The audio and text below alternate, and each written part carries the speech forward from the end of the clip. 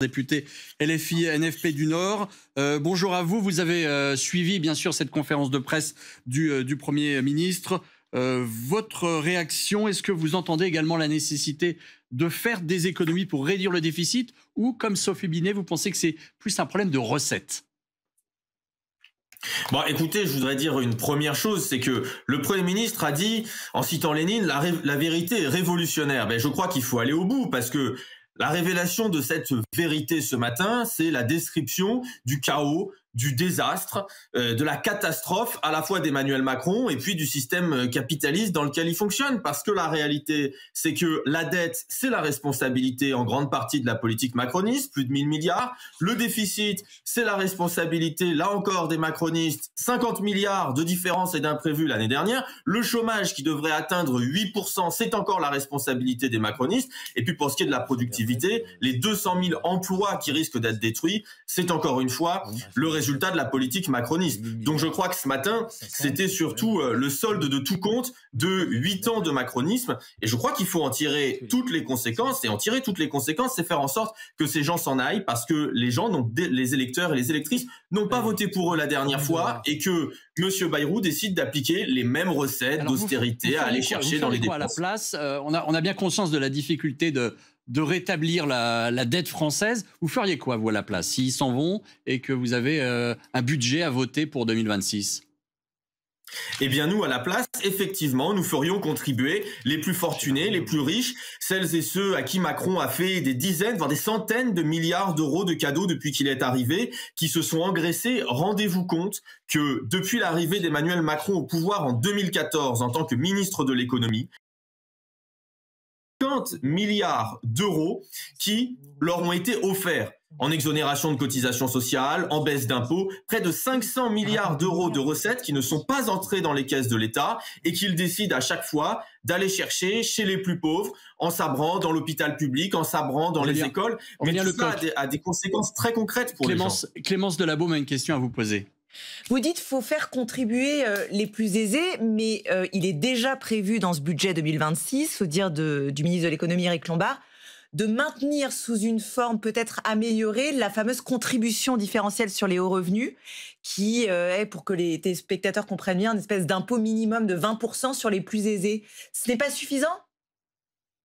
Mais non seulement c'est pas suffisant, mais on se moque du monde. C'est une grande farce. On est allé chercher 30 milliards d'euros sur les plus pauvres l'année dernière. Là, on nous dit qu'il faut aller chercher 40 à 50 milliards d'euros supplémentaires. Et quoi? On va chercher sur les plus aisés 2 milliards d'euros et il ne s'agit même pas d'une contribution exceptionnelle en réalité parce que, vous l'avez dit, c'est juste le fait qu'ils appliquent un minimum l'impôt. Un impôt minimum de 20% quand vous le savez, la dernière tranche d'imposition sur le revenu, elle est de l'ordre de 45%. La réalité, c'est qu'aujourd'hui, les riches dans notre pays ne payent pas l'impôt. Vous savez, les 0,001% les plus riches, ils payent en moyenne 2% d'impôt sur le revenu. Rendez-vous compte que sur l'impôt là que tout le monde s'apprête à payer, l'impôt sur 2024, il y a des calculs très intéressants qui ont été faits qui montrent que l'impôt des 10% les plus riches va baisser quand l'impôt des 40% de la moyenne, en gros, la tranche du milieu, les classes moyennes, eux, va augmenter. Faut que les gens derrière leur télé comprennent ça.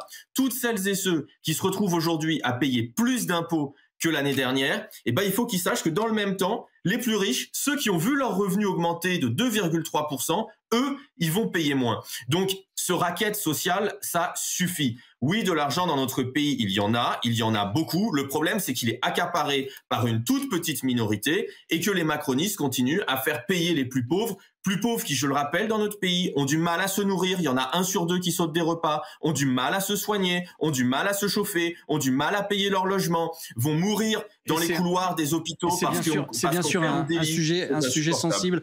Autre question pour vous, Monsieur Lecoq, posée par Antoine Comte. Aurélien Lecoq, du coup, vous faites peu de propositions. En tout cas, vous n'avez pas l'air de vouloir en faire beaucoup. Ça veut dire quoi? Ça veut dire que vous allez censurer Non, mais vous allez censurer le gouvernement, c'est ça qui va se passer? De toute façon, c'est l'objectif de la France Insoumise, non? Alors, je commence par vous faire des propositions. Pendant le budget... Je vous coupe juste, quel est l'intérêt de faire des propositions si au final vous censurez? J'inverse ma question. Je vous retourne la question. Quel est l'intérêt de faire des propositions lorsque nous faisons adopter 70 milliards de recettes supplémentaires à l'Assemblée nationale la dernière fois, le gouvernement refuse que les députés votent, passe par 49.3 et jette tout à la poubelle. Donc, visiblement, ça ne sert à rien de déposer des amendements. Dans notre démocratie, les parlementaires n'ont même pas le droit de voter et n'ont pas voix au chapitre. Donc, des propositions, je le dis, nous en avons. Nous avons fait adopter 70 milliards de recettes supplémentaires, 15 milliards avec un ISF renforcé, 15 milliards avec une taxe sur les super profits, 5,5 milliards avec un impôt plus progressif, 14 milliards avec la taxe Zuckman sur les 147 milliardaires, 26 milliards sur le fait de faire payer les multinationales sur ce qu'ils produisent en France et arrêter qu'elles ne payent aucun impôt et qu'elles payent moins d'impôts que le boulanger du coin. Donc des propositions, nous en faisons. La réalité, c'est que ce gouvernement n'est pas issu des urnes, il a été désigné par personne parce qu'il a perdu les élections, qu'il est en train de saccager notre pays, qu'il ne respecte pas l'Assemblée nationale et qui veut continuer à nous enfoncer. On n'est pas dans un pays putschiste où il y a... Oui, la solution, c'est la censure. Il faut que ce gouvernement s'en aille parce qu'il est illégitime, parce que ce sont des usurpateurs et parce qu'il est dangereux pour notre pays et la vie des gens. Illégitime, usurpateur. On sait que depuis la présidentielle, Jean-Luc Mélenchon considère que c'est pas l'élection qui est importante, qu'il considère qu'il doit être nommé Premier ministre et que de toute façon, il veut que le gouvernement tombe. Mais vous pouvez pas dire que c'est un gouvernement illégitime.